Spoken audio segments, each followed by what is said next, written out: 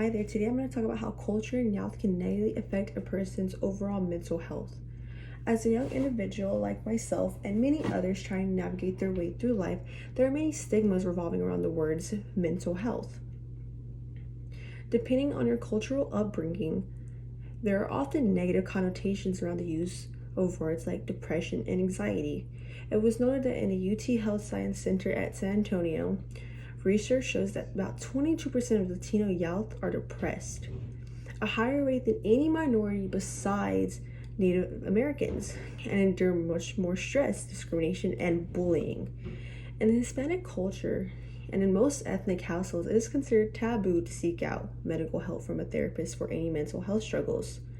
You are taught from an early age to dismiss your feelings as they're considered invalid.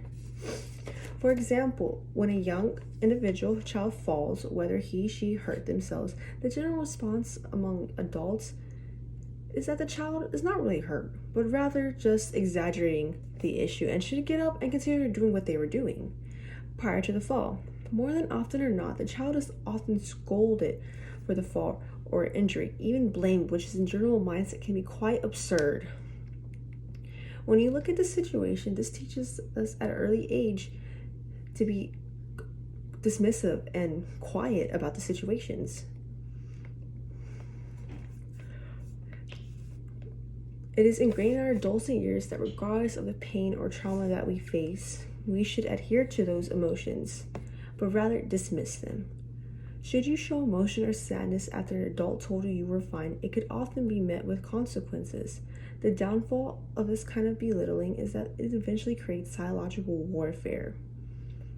Furthermore, the cycle continues, creating a domino effect for generations to come and to repeat, essentially and especially within the Hispanic Latino culture. I myself, being often referred to as Gen Z, do struggle with mental health struggles that people my age struggle with.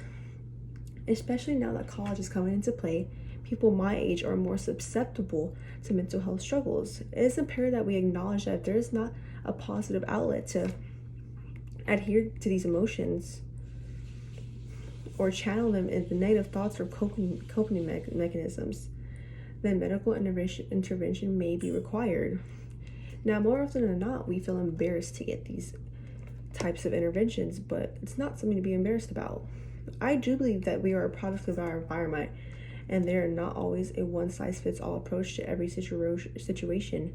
I consider myself to be a case by case. I say case by case strongly because I'm from a generation where constant affirmations are needed, as we often place value from it on our self-worth.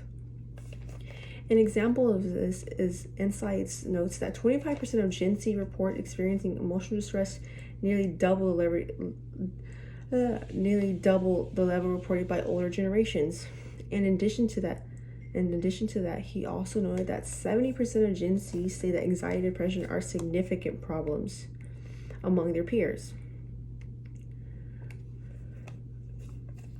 Although there are some negative drawbacks of acknowledging mental health, is a negative perception that it gives the illusion of weakness. People can be branded or viewed as incapable of handling issues should they arise in the workplace, relationships, and often even family dynamics. Oftentimes, people are categorized as crazy, dramatic for expressing the way they feel.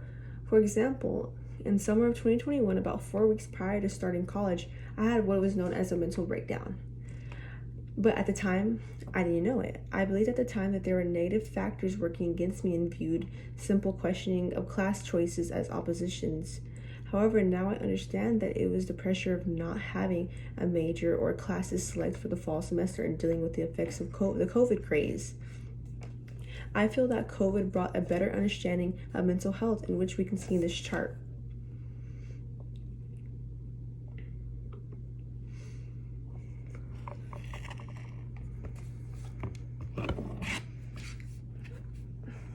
Right here, we can see that.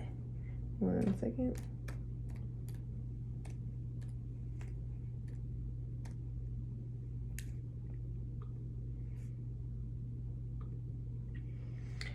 Right here, we can see the pandemic caused a spike in anxiety and depression. Percent of U.S. adults showing symptoms of anxiety and/or depression disorder. So 2019, it's not as high compared to the others. June, December, June, and then December 21. Okay. Symptoms of anxiety disorder, symptoms of depressive disorder, and then symptoms of anxiety or depressive disorder. Based on self-reported frequency of or anxiety, depression symptoms derived from responses to patient health questioning, PHQ-2, and the general anxiety disorder scale. I feel like what this shows is December 2020, or anything in general to the 2020 year, everything's at an all-time high, which was the year that I graduated. So I feel that it was stemming from all the 2020 craze, which that can be seen, of course. Yeah.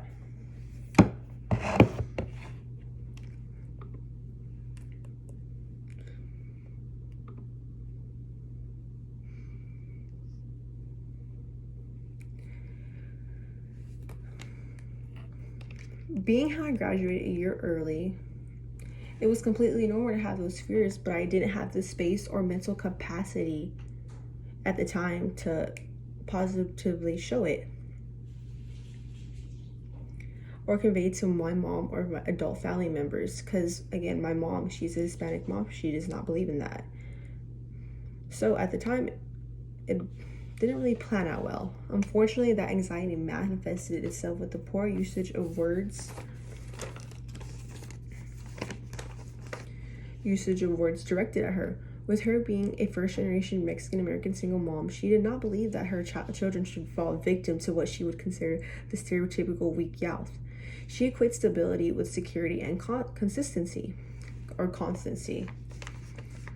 In general, that my mom provided very well for us. She feels that there should have been no struggle. Okay?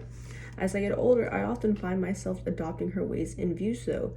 And so that's what I mean, the domino effect, that it passes down to later generations.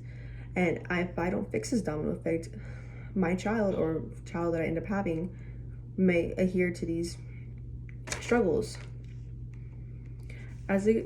She, much like myself, I acknowledge that there are real mental health struggles, but it should not apply to every and all situations, nor should be used in everyday references.